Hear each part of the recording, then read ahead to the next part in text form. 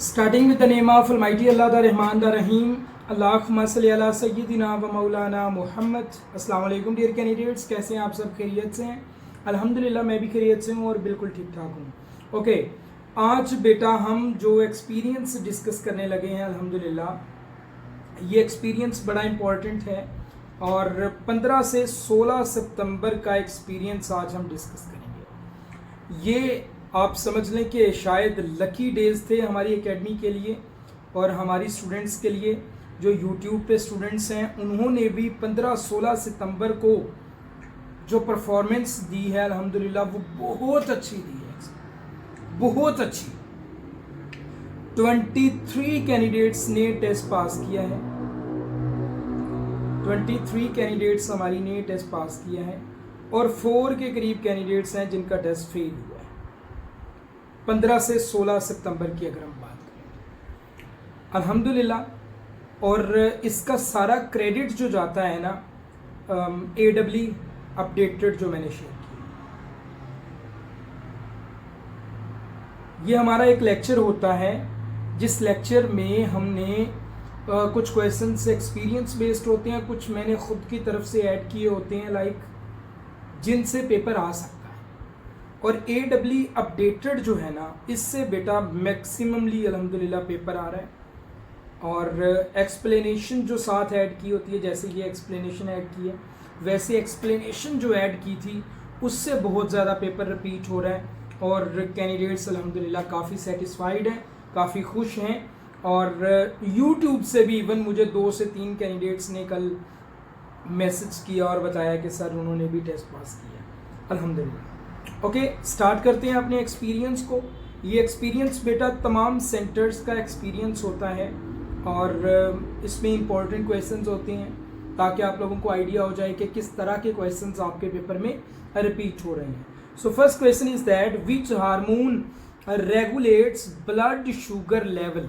कौन सा हार्मोन है जो ब्लड शुगर लेवल को रेगुलेट करता है? That is insulin. अब देखो इंसुलिन सबसे पहले देखो सीक्रेट होता है कौन से ग्लैंड से? पेंक्रियास से। पहली चीज blood lowers blood sugar, insulin lower करता है ब्लड शुगर को by facilitating glucose uptake into the cells. अब आपको यहाँ पे 3 तरह के क्वेश्चंस मिल गए, इसलिए मैं कहता हूँ एक्सप्लेनेशन को मस्त पढ़ा करो। सबसे पहली चीज ब्लड शुगर लेवल को लोअर करता है इंसुलिन या रेगुलेट करता है। दूसरी चीज इंसुलिन पेंक्रियास से रिलीज होता है। तीसरी चीज कैसे लोअर करता है? फैसिलिटेट करता है glucose uptake into the cells. Next question है which hormone increase blood sugar level? That is glucagon. Which disease is caused by insulin deficiency? That is diabetes mellitus.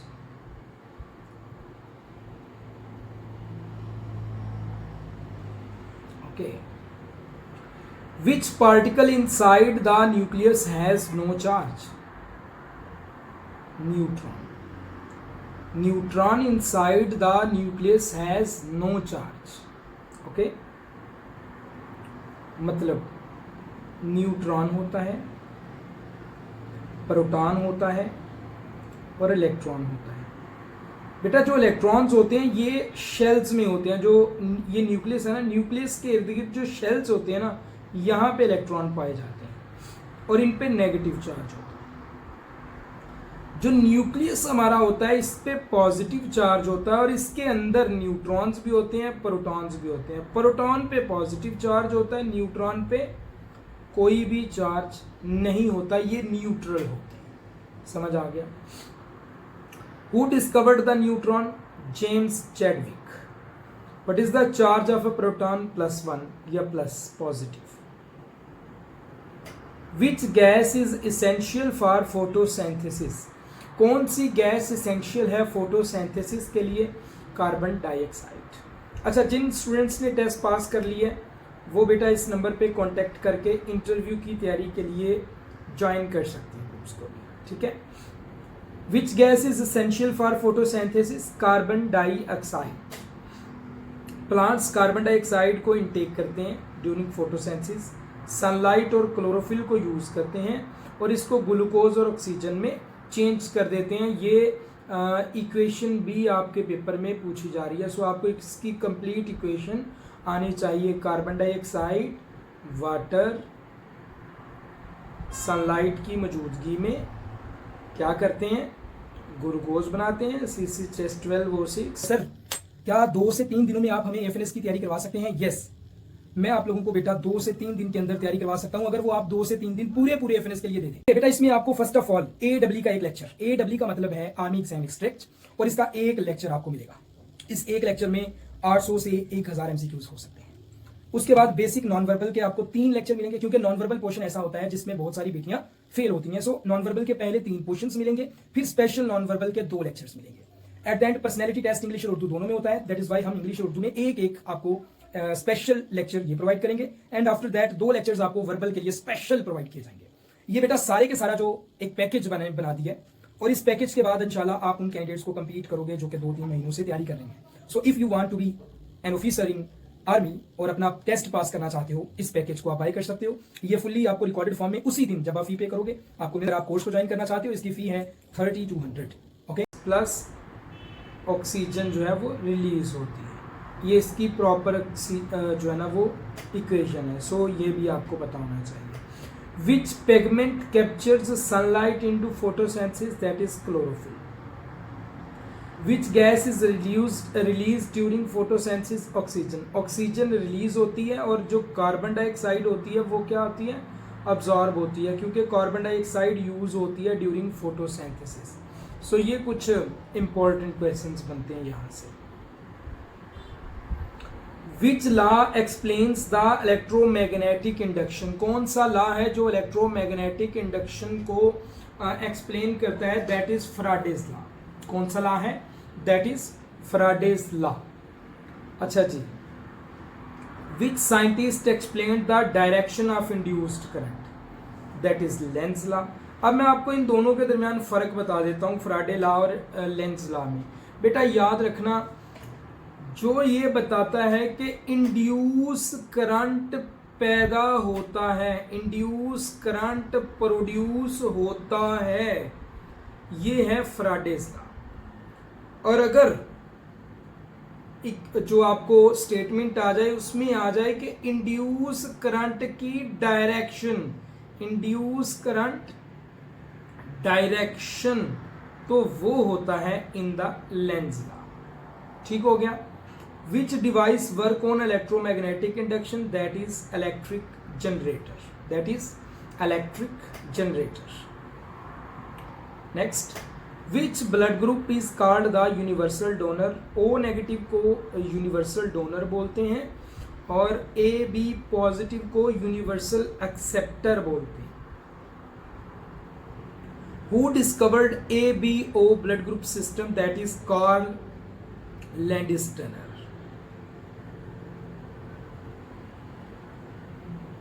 Which phylum do sponges belong to? Sponges belong to which phylum? Porifera. Sponges are the simplest multicellular animals. They have a porous body with canal system, hence placed in a phylum Porifera. अच्छा, experience को ना आपको अभी तक सही से देखने नहीं आया। एक्सपीरियंस का आप पता क्या किया करो, ये एक्सपीरियंस आया, आपको इस एक्सपीरियंस से पता चल गया कि टॉपिक कौन सा है। अब अपनी फेडरल की किताब खोलो और इस टॉपिक को डिस्कस करो, इस टॉपिक को पढ़ो। ये एक्सपीरियंस का मतलब होता है, और फिर आपकी एक्सपीरियंस से तैयारी होती है। यही क्वेश्चन रट के चले जाओगे तो थोड़ा सा उन्होंने चेंज कर देना होता है, फंस जाओगे। Okay, what is the skeleton of sponges made up of? Spicules और sponge. What type of digestion do sponges have? Intracellular digestion. Okay, in ASHM simple harmonic motion में relation between amplitude and velocity. Amplitude and velocity का बेटा relation ये है, v is equal to omega a square यानी alpha square minus x square. ये amplitude and velocity का जो है ना वो रिलेशन है। इसमें एम्पलीट्यूड a है, वेलोसिटी v है, और x जो है ये डिस्प्लेसमेंट है। ठीक है। अब देखो, velocity in simple harmonic motion depends upon displacement and amplitude। पहली चीज आ गई, सिंपल हार्मोनिक मोशन में जो वेलोसिटी होती है वो डिस्प्लेसमेंट और एम्पलीट्यूड दोनों पे क्या करती है, क्या करती है, डिपेंड करती है। पहली चीज आ गई। दूसरी चीज अब देखो, अब दूसरी चीज ये देखो, वो साथ ही कह देता है और वेलोसिटी जो है ये मैक्सिमम होती है मीन पोजीशन पे एंड जीरो होती है एक्सट्रीम पोजीशन पे। कितने क्वेश्चन निकल आए? 3 क्वेश्चन निकल आए और ये तीनों पेपर में पूछे जाते हैं। जीरो एक्सट्रीम पोजीशन पे, मैक्सिमम मीन पोजीशन पे, वेलोसिटी डिस्प्लेसमेंट और एम्पलीट्यूड दोनों पे क्या करती है, डिपेंड करती है। पहली चीज हो गई। अब आ जाते हैं what is maximum velocity in SHM, formula दिया गया है। What is the time period of formula of SHM, ये दिया गया है। ये सिंपल हार्मोनिक मोशन में टाइम पीरियड का फार्मूला ये है m/k। लेकिन अगर सिंपल पेंडुलम में पूछ लिया जाए, सिंपल पेंडुलम में, तो वहां पे टाइम पीरियड का फार्मूला 2πL/g है। सो ये दोनों फार्मूलाज में आपको पता होना चाहिए कि सिंपल हार्मोनिक मोशन का ये है, दूसरा ये है। इसके अलावा टाइम पीरियड और फ्रीक्वेंसी एक दूसरे के रेसिप्रोकल होते हैं। मतलब अगर उन्होंने टाइम पीरियड पूछा है, अगर आपको फ्रीक्वेंसी पूछ ली जाए तो क्या करोगे? फ्रीक्वेंसी अगर पूछ ली जाए तो फ्रीक्वेंसी का फार्मूला ये होगा 1/2πk/m लो, ये फ्रीक्वेंसी का फार्मूला बनता है। सो इस तरह से आपको इन चीजों के बारे में भी पता होना चाहिए। In modern physics, what happens to a moving rod lengths at high velocity? Modern physics chapter का नाम है, छोड़ो। What happens to a moving rod length at high velocity? High velocity पे अगर एक रॉड मूव कर रहा है तो उसकी लेंथ पे क्या होगा? उसकी लेंथ कॉन्ट्रैक्ट होगी। ये स्पेशल थ्योरी ऑफ रिलेटिविटी के मुताबिक length along the direction of motion decrease as velocity approaches the speed of light. Special theory of relativity क्या कहती है कि जैसे जैसे किसी भी रॉड की या किसी भी थिंग की जो स्पीड है वो इंक्रीज होगी तो क्या होगा, उसकी जो लेंथ है वो डिक्रीज होगी। Simple. What happens to mass at high velocity? अब देखो लेंथ क्या हुई है, लेंथ डिक्रीज हुई है, मैस क्या हो रहा है हाई वेलोसिटी पे, इंक्रीज हो रहा है। मैंने आपको दोनों सिचुएशंस दे दी हैं, वो मैस का भी पूछ सकते हैं, लेंथ भी पूछ सकते हैं, दोनों सिचुएशंस आपके पास हैं। What happens to time at high velocity? Time के साथ हाई वेलोसिटी पे क्या होगा, इट डायलेट्स। सो ये 3 कंडीशंस हैं, तीनों कंडीशंस मैंने आपको दे दी हाई वेलोसिटी के लिए। Okay, in optics what is the law of reflection? Law of reflection क्या है ऑप्टिक्स में बेटा? एंगल ऑफ इंसिडेंस बराबर होता है एंगल ऑफ रिफ्लेक्शन पे। अब इंसिडेंस और रिफ्लेक्शन है, नॉट रिफ्रैक्शन नॉट डाइफ्रैक्शन। आपको पेपर में वो कह सकते हैं angle of incidence is equal to angle of diffraction. No, angle of incidence is equal to angle of reflection. पहली चीज हो गई, देख लीजिएगा अब इसको। What is the angle between incident ray and normal called angle of incidence? What type of image does a plane mirror form? Plane mirror virtual और erect जो image है वो produce करता है।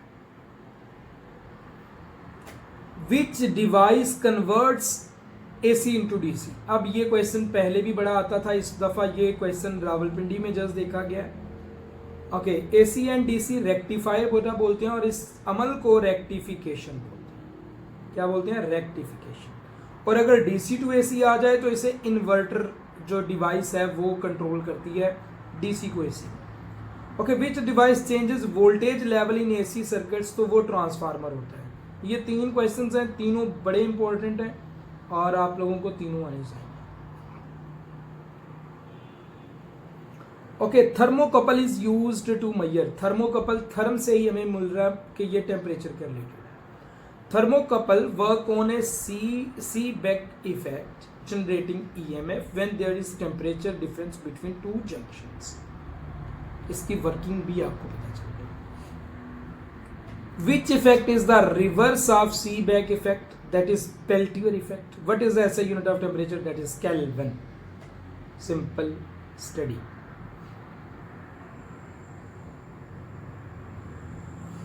Nuclear reactions release energy according to which equations?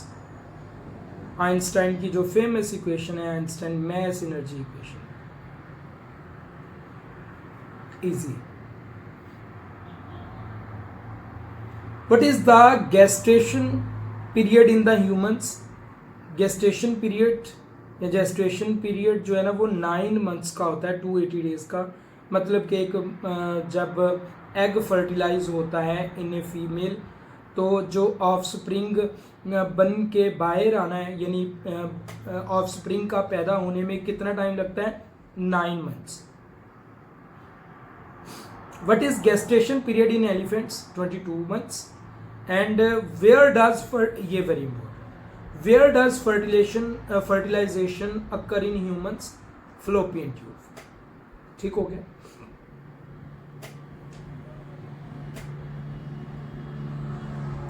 Why is the sky blue in color? Due to scattering of light. और दूसरा है रेले scattering. ये भी पेपर में आ रहा है, पन्नुआ का. एक सेंटर में जस्ट ये पूछा गया कि why is the sky blue in colour, और उसका जवाब उन्होंने दिया रेले स्कैटरिंग. ठीक है. Why does the sun appear red at sunset? Sunset के वक्त जो सन है वो रेड क्यों दिखाई देता है? Longer path causes scattering of shorter wavelength. Scattering of shorter wavelength. Simple. Which colour scatter the least? Red colour जो है ना वो लीस्ट स्कैटर होता है, और ब्लू कलर जो है ना वो मैक्सिममली स्कैटर होता है. नेक्स्ट क्वेश्चन है बेटा, what is the SI unit of conductance? That is siemens. Siemens is the SI unit of conductance. Resistance का यूनिट ओहम है, और ohm law V is equal to I R. बेटा इसके लिए न्यूमेरिकल पेपर में आ रहा है. वो क्या करते हैं, आपको आई यानी करंट की वैल्यू कुछ दे देते हैं, रेजिस्टेंस की कुछ वैल्यू दे देते हैं, और आपको वो V मालूम करने का कह देते हैं, या कुछ भी वो इसमें से मिस कर सकते हैं और आपको बोल सकते हैं कि ये चीज़ फाइंड आउट करो. और आपको जब पता है कि ओहम लॉ का क्या फार्मूला है, देन आप इजीली निकाल सकते हैं. Okay, from optics, a convex lens of focal length 20 cm forms an image at 40 cm. Where is the object placed? लो जी, न्यूमेरिकल आ गया. पेपर में ये पूछा जा रहा है, या इस जैसा कोई आपसे पूछा जरूर जाएगा. कन्वेक्स लेंस की फोकल लेंथ जो है वो 20 सेंटीमीटर है.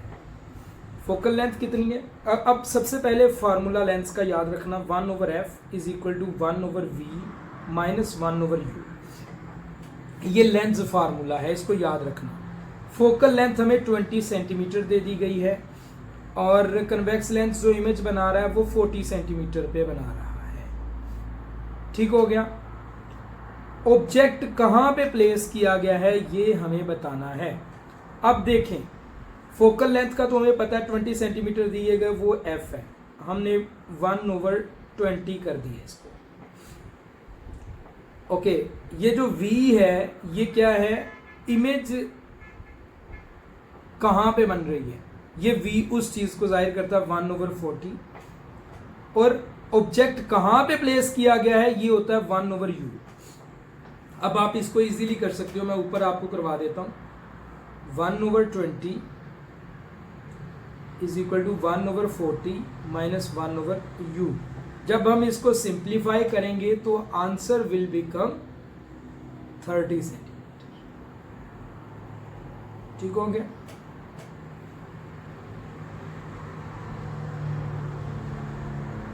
थर्टी बनेगा, 20 बनेगा.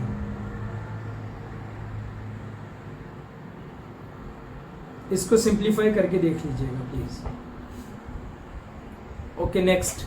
How many carbon atoms are in methyl thiophene? Methyl thiophene में 5 कार्बन एटम्स होते हैं। ठीक हो गया। Thiophene has 4 carbon atoms in its ring, adding 1 from the methyl group. 4 होते हैं बेटा थायोपीन रिंग में, 1 आ गया मिथाइल ग्रुप से, टोटल मिल गए 5। बेंजीन में टोटल कार्बन एटम 6 होते हैं। थायोपीन का जो फार्मूला है वो ये है C4H4S, और जब मिथाइल का लगेगा तो ये बन जाएंगे 5 कार्बन। ठीक है। In the sentence all men must die, the word all is which type of adjective? Quantitative. देखो बेटा, क्वांटिटेटिव ऑब्जेक्टिव होता है, एडजेक्टिव सॉरी, डिस्क्रिप्टिव ऑब्जेक्टिव होता है। मुझे अभी जो याद आ रहे हैं वो मैं बता देता हूँ। जैसे क्वांटिटेटिव है तो पोजिशनल एडजेक्टिव हो सकता है। ठीक है, तो ये कुछ ऐसा है। जब आपको बेटा बता दिया जाता है क्वांटिटी किसी चीज़ की, 2 दर्जन, 3 दर्जन, ऑल, तो ये हो जाता है क्वांटिटेटिव ऑब्जेक्टिव। डिस्क्रिप्टिव ऑब्जेक्टिव तब एडजेक्टिव तब होता है जब आपने ऑब्जेक्ट की कंप्लीट इंफॉर्मेशन, जैसे रेड कार, ब्लू सूट, जब आपने किसी चीज़ को डिस्क्राइब किया होगा सेंटेंस में तो वो डिस्क्रिप्टिव होगा। पोजिशनल एडजेक्टिव क्या होता है? जब आपने stood first in the class.